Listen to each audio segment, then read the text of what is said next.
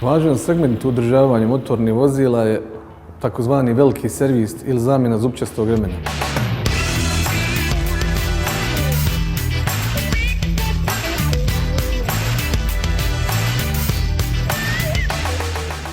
Zupčasti remen se mijenja kod Peugeotovih vozila, znači dizel motora koji imaju normu Euro 4 i Euro 5 na 180.000 pređenih kilometara.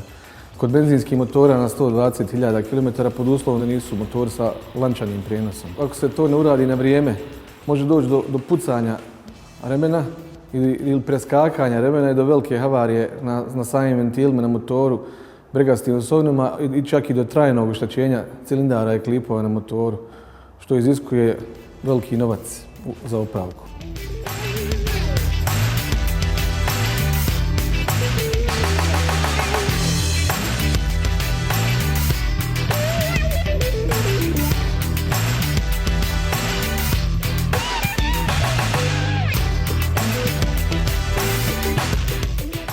Prilikom velikog servisa, znači osim zupčastog remena, mijenjamo pripadajuće španere i rolne i vodenu pumpu na remenu. Zatim španere mikroremena i sam mikroremen.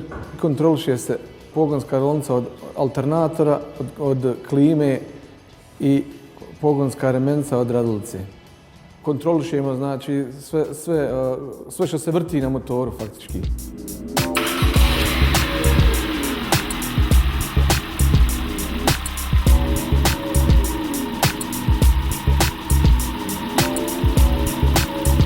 Vozač treba dobrati pažnju na zvukove iz motora, jer može se lako desiti da neka rolnica i prije vremena se čuje. Kad bilo kakav zvuk čuje iz motora, obavezno doći u servis da se to provjeri.